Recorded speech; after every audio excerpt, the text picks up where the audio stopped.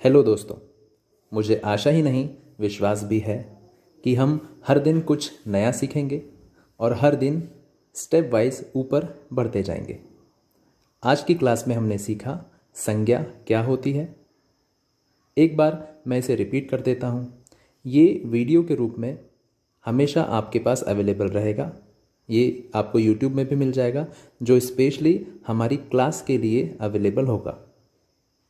चलिए, तो इस वीडियो लेसन में आज हमने क्या सीखा ये एक बार रिवाइज कर लेते हैं। हमने आज सीखा नाउन, संज्ञा। Noun is the name of any person, place, animal और थिंग,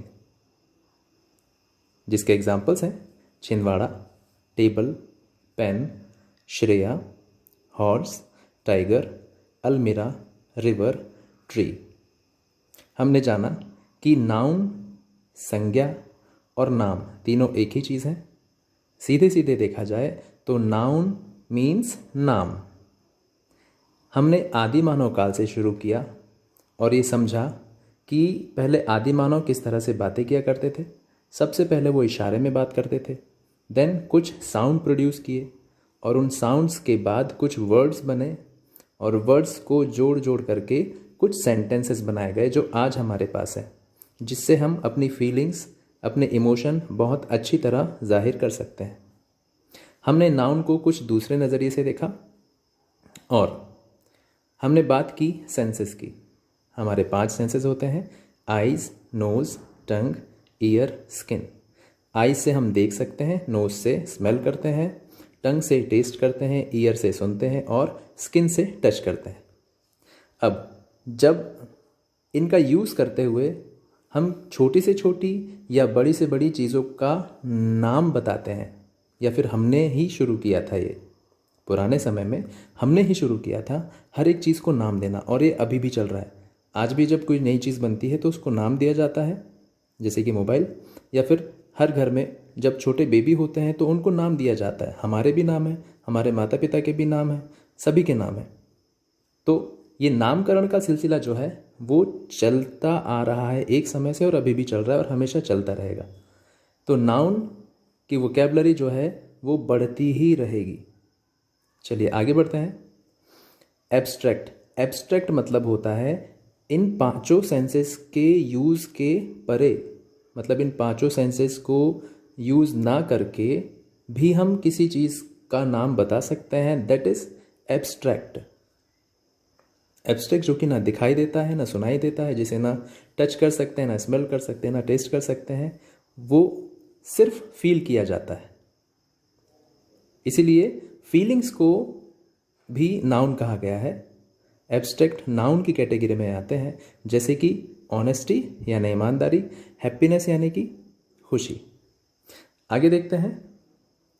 अब हमने एक लाइन में समझ लिया कि नाउन इज एवरीथिंग। सारी की सारी चीज़ें क्या है? नाउन है।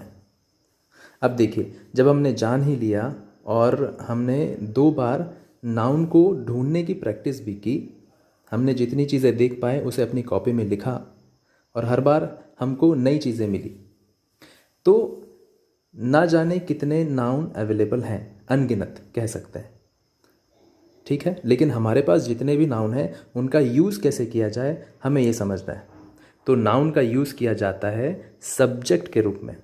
नाउन का यूज़ सब्जेक्ट के रूप में किया जाता है, और सब्जेक्ट क्या होता है ये हमने सीखा।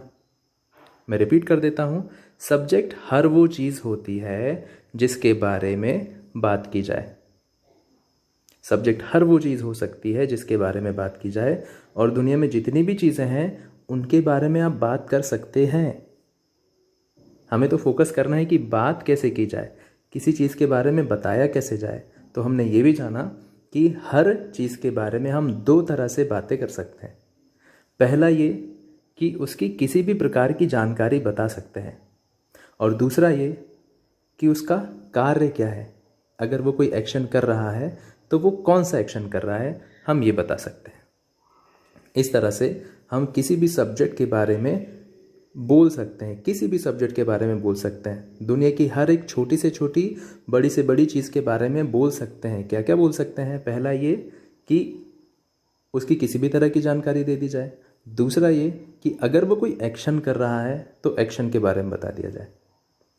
उसके बाद मैंने टास्क दिया, नाउन ढूंढिए और उनके बारे में 2 तरह की बातें बताएं। 2 तरह की बातें यही, एक उसका एक्शन और दूसरा उसकी जानकारी। आगे बढ़ते हैं। यहाँ पर फोकस किया गया वो ये कि आपको जितनी लेवल की सफलता चाहिए उतनी लेवल की मेहनत करना होगा। सफलता का कोई शॉर्टकट नहीं होता, कोई शॉर्टकट नहीं होता। आप जितनी मेहनत करेंगे उतनी सफलता डेफिनेटली आपकी। चॉइस आपकी है कि आप कितनी सफलता पाना चाहते हैं। सफलता डिसाइड कीजिए और मेहनत में लग जाइए। दुनिया मेहनत कर रही है और पा रही है, आप भी कीजिए, आप भी पाएंगे। Practice is must. Now task time. अब टास्क के बारे में समझ लेते हैं। टास्क का एक हिंट दिया हुआ है मैंने ग्रुप में भी। पहला एग्जाम्पल लिया है मैंने टेबल का। टेबल, अब टेबल कोई एक्शन तो करता है नहीं, इसलिए मैंने क्या किया, उसके बारे में कुछ सेंटेंसेस बना दिए जितना कि मुझे समझ में आया। टेबल के बारे में समझ में आया कि टेबल लकड़ी का है तो table is wooden. Table hard है तो हाँ हार्ड लिख दिया। और टेबल शॉर्ट है यानी उसकी हाइट बहुत ज़्यादा नहीं है, वो शॉर्ट है, तो इसके बारे में मैंने जानकारी दे दी। इसके बारे में मैं वर्ब यानी एक्शन कुछ इमेजिन नहीं कर पा रहा था, सो मैंने एक्शन वाले सेंटेंस नहीं बना पाया। Second, bird. दूसरा एग्जाम्पल लिया मैंने नाउन का, एक बर्ड। बर्ड के बारे में डिटेल देने के लिए अब जो मुझे समझ में आएगा मैं उतना ही बता पाऊंगा। तो मुझे जो समझ में आया कि बर्ड ब्यूटीफुल है, bird is beautiful. Then bird is black, वो ब्लैक कलर का है।